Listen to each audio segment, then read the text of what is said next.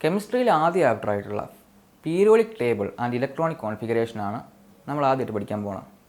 വളരെ സിമ്പിളായിട്ടുള്ള ചാപ്റ്ററാണ്, വേഗം മനസ്സിലാക്കാവുന്നതായിട്ടുള്ള ചാപ്റ്ററാണ്.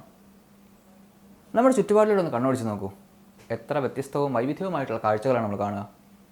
ഇതിനെല്ലാം അടിസ്ഥാനം ആറ്റം എന്ന് പറയുന്ന ഒരു ചെറിയ കണികയാണ്.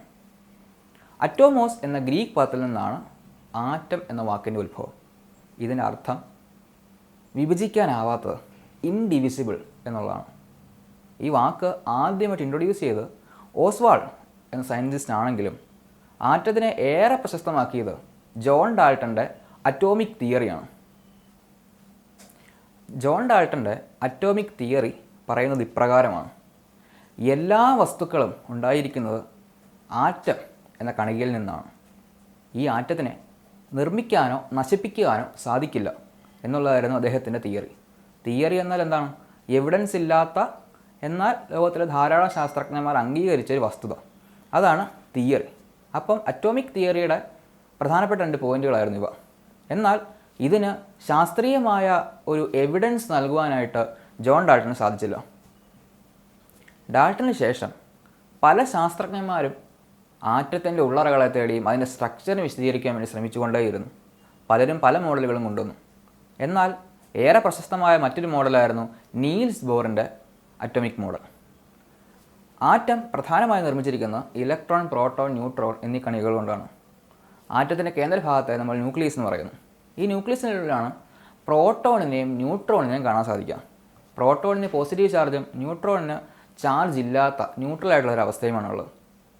ആറ്റത്തിന് നെഗറ്റീവ് ചാർജ് നൽകുന്ന ഇലക്ട്രോൺ എന്ന് പറയുന്ന കണികയാണ്. ഈ കേന്ദ്രഭാഗത്തിന് ചുറ്റും, ന്യൂക്ലിയസിന് ചുറ്റുമായിട്ട് ഈ ഇലക്ട്രോൺസ് നടക്കുന്നു. ഇതൊക്കെ റൂദർഫോർഡിൻ്റെയും മറ്റുള്ളവരുടെയും മോഡലിൽ കാണാമെങ്കിലും ന്യൂക്ലിയസിന് ചുറ്റും ഇലക്ട്രോൺസ് എങ്ങനെയാണ് സഞ്ചരിക്കുന്നത്, അതിൻ്റെ സഞ്ചാരപഥത്തെ പറ്റിയോ ഒന്നും പറയുവാനായിട്ട് ആർക്കും സാധിച്ചില്ല. ആ സമയത്താണ് നീൽസ് ബോറിൻ്റെ ബോർ ആറ്റം മോഡൽ എന്നുള്ള കൺസെപ്റ്റ് വരുന്നത്.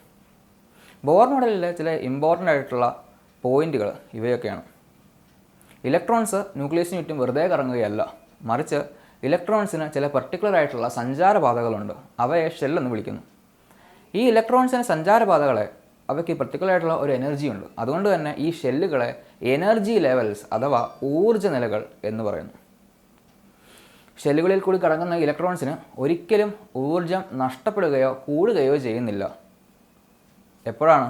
മറ്റൊരു ഫാക്ടർ ഇതിനെ അഫക്റ്റ് ചെയ്തിട്ടില്ലെങ്കിൽ ഒരിക്കലും ന്യൂക്ലിയസിന് ചുറ്റും കറങ്ങുന്ന ഇലക്ട്രോൺസിന് യാതൊരു മാറ്റവും ഉണ്ടാകുകയില്ല എന്നാണ് നീൽസ് ബോർ പറഞ്ഞു വെക്കുന്നത്. ഈ ചിത്രത്തിൽ കാണുന്ന പോലെ ഒരാറ്റത്തിലെ ഷെല്ലുകളെ നമുക്ക് നെയിം ചെയ്യേണ്ട ആവശ്യമുണ്ട്. ഇതിന് 1, 2, 3 പാറ്റേണും ഉണ്ട്, KL11 പാറ്റേണും ഉണ്ട്. KL11 പാറ്റേണാണ് ഏറെ ഫേമസ് ആയിട്ടുള്ളത്. ഇതെപ്രകാരമാണെന്ന് നോക്കാം. ന്യൂക്ലിയസിനോട് ചേർന്നിട്ടുള്ള ആദ്യത്തെ ഷെല്ലിന് നമ്മൾ K എന്ന് പേരിടുന്നു. ന്യൂക്ലിയസിനോട് ചേർന്നിട്ടുള്ള രണ്ടാമത്തെ ഷെല്ലിന് L എന്നും ന്യൂക്ലിയസിനോട് ചേർന്നിട്ടുള്ള മൂന്നാമത്തെ ഷെല്ലിന് M എന്നും പേരിടുന്നു. ഇപ്രകാരം KLMN എന്നിങ്ങനെ ഷെല്ലുകൾക്ക് പേരിടുന്നു. ഇതുപോലെ തന്നെ 1, 2, 3, 4 എന്നിങ്ങനെ ഷെല്ലുകൾക്ക് പേരിടാം. ഷെല്ലുകളിൽ ഉൾക്കൊള്ളാനാകുന്ന ഇലക്ട്രോൺസിന് ചില എണ്ണമുണ്ടാകും. ഓരോ ഷെല്ലിലും അതിൻ്റേതായ എണ്ണത്തിലുള്ള ഇലക്ട്രോൺസിന് മാത്രമേ ഉൾക്കൊള്ളുവാൻ സാധിക്കുകയുള്ളൂ. ഷെല്ലുകളിലെ ഇലക്ട്രോൺസിൻ്റെ എണ്ണം നമുക്ക് കണ്ടുപിടിക്കാം.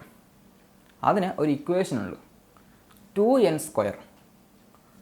2 എന്ന് പറയുന്നൊരു കോൺസ്റ്റൻ്റാണ്. n എന്താണ്? ഷെല്ലുകളുടെ എണ്ണമാണ് n. ഉദാഹരണം നോക്കാം. ഒരു ആറ്റത്തിൽ ഒരു ഷെല്ല് മാത്രമേ ഉള്ളൂ. K എന്ന് പറയുന്നൊരു ഷെല്ല് മാത്രമേ ഉള്ളെങ്കിൽ അതിൻ്റെ ഷെൽ നമ്പർ 1 ആണ്. അപ്പോൾ ഇതിൽ എത്ര ഇലക്ട്രോൺ കൊള്ളും? 2n² എന്ന് പറയുന്ന ഇക്വേഷൻ വെച്ച് നോക്കുകയാണെങ്കിൽ 2 ഇലക്ട്രോണാണ് അതിനകത്ത് ഉൾക്കൊള്ളാൻ സാധിക്കുക. രണ്ടാമത്തെ ഷെല്ലായിട്ടുള്ള Lൽ ഇത്തരത്തിൽ നോക്കുകയാണെങ്കിൽ എത്ര ഇലക്ട്രോൺ ഉണ്ടാവും? 8 ഇലക്ട്രോൺ ആണ് ഉണ്ടാവുക. മൂന്നാമത്തെ ഷെല്ലിലാവട്ടെ 18 ഇലക്ട്രോണും, നാലാമത്തെ ഷെല്ലിൽ അതായത് N ഷെല്ലിൽ 32 ഇലക്ട്രോണും ആവും ഉണ്ടാവുക.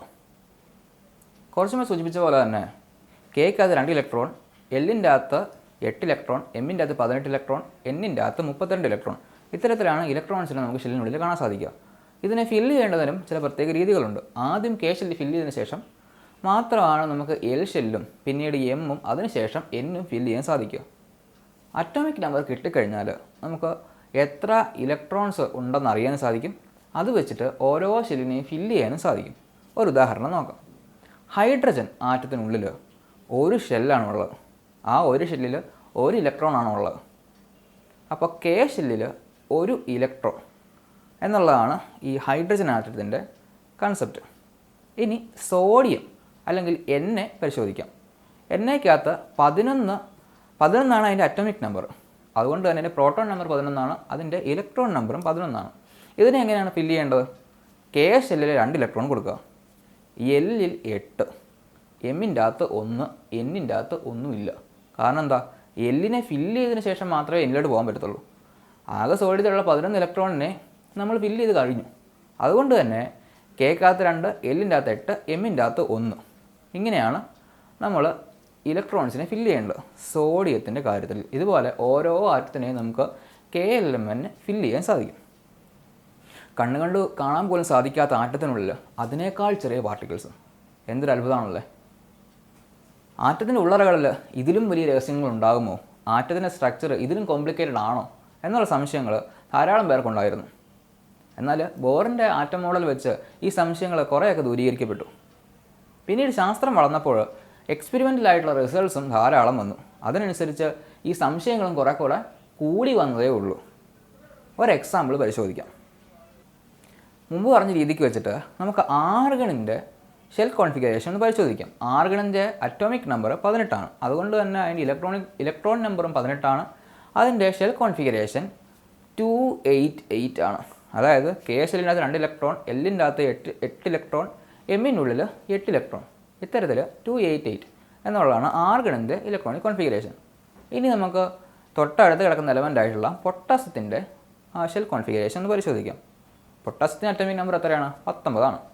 അതുകൊണ്ട് തന്നെ അതിൻ്റെ ഇലക്ട്രോണിക് കോൺഫിഗറേഷൻ നമ്മൾ എഴുതുമ്പോൾ 289 എന്നാണ് എഴുതാൻ പോവുക. എന്നാൽ ഇതിൻ്റെ ശരിയായ സ്ട്രക്ചർ നമ്മൾ പിന്നീട് ശാസ്ത്രം വളർന്നപ്പോൾ പരിശോധിച്ച് നോക്കി. അപ്പോൾ അതിൻ്റെ സ്ട്രക്ചർ എപ്രകാരമാണ്? 2881.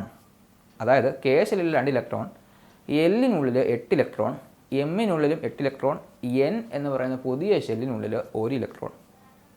എം ഷെല്ലിൻ്റെ അകത്ത് 18 ഇലക്ട്രോണിനെ വരെ ഉൾക്കൊള്ളാൻ സാധിക്കും. പക്ഷേ എന്തുകൊണ്ടാണ് 9ാമത്തെ ഇലക്ട്രോണിനെ അതിനുള്ളിൽ വെക്കാതെ എൻ എന്ന പുതിയ ഷെല്ലിലേക്ക് മാറ്റിയത്?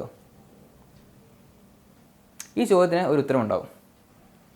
ഇതേ സംശയം പൊട്ടാസ്യത്തിൻ്റെ കേസിൽ മാത്രമല്ല ഉണ്ടായിരുന്നു, മറ്റു പല എലമെൻറ്റുകളിലും ഇതേ അവസ്ഥ ഉണ്ടായിരുന്നു. ഇതിനുത്തരം തേടി ശാസ്ത്രജ്ഞന്മാർ പല പരീക്ഷണങ്ങളും നടത്തി നോക്കി. എന്തുകൊണ്ടാണ് ഇങ്ങനെ സംഭവിച്ചത്? ഷെല്ലുകൾക്കുള്ളിൽ ഒരേ എനർജി അല്ല ഉണ്ടാവുക. കെ എന്ന് പറയുന്ന ഷെല്ലിനുള്ളിൽ ഒരേ എനർജി അല്ല അതിൻ്റെ എല്ലാ സ്ഥലത്തും ഉണ്ടാവുക. എല്ലിൽ എന്ന ഷെല്ലിനുള്ളിൽ ഒരേ എനർജി അല്ല എല്ലായിടത്തും ഉണ്ടാവുക. ഒരു ഷെല്ലിൽ തന്നെ അതിൻ്റെ എനർജിയിൽ വ്യത്യാസം ഉണ്ടാകുന്നു, അതിൻ്റെ എനർജി ലെവൽസിൽ വ്യത്യാസം ഉണ്ടാകുന്നു. അതുകൊണ്ട് തന്നെ അത്തരം ഏരിയകളെ ഉപ ഊർജ്ജ നിലകൾ എന്നാണ് പറയുക, അല്ലെങ്കിൽ സബ് ഷെൽ എന്ന് വിളിക്കാം. അതായത് ഒരു ഷെല്ലിനുള്ളിൽ തന്നെ പല സബ് ഷെല്ലുകൾ, പല എനർജി ലെവൽസ് ഉണ്ടാകുന്നു. സബ് ഷെൽ എന്താണ്? അവ എവിടെയാണ് കാണുക? എങ്ങനെയാണ് കാണുക? സാധാരണ ഷെൽ ഇലക്ട്രോണിക് കോൺഫിഗറേഷൻ എഴുതുന്ന പോലെ തന്നെ സബ് ഷെൽ ഇലക്ട്രോണിക് കോൺഫിഗറേഷനും ഉണ്ട്. അവ എങ്ങനെ എഴുതാം? കൂടാതെ പീരിയോഡിക് ടേബിളിലെ കുറച്ചുകൂടി വിശദമായിട്ട് പഠിക്കുക എന്നുള്ളതാണ് ഈ ഫസ്റ്റ് ചാപ്റ്ററിൽ, periodic table and electronic configuration എന്നുള്ള ഈ ചാപ്റ്ററിൽ ഉദ്ദേശിക്കുന്നു.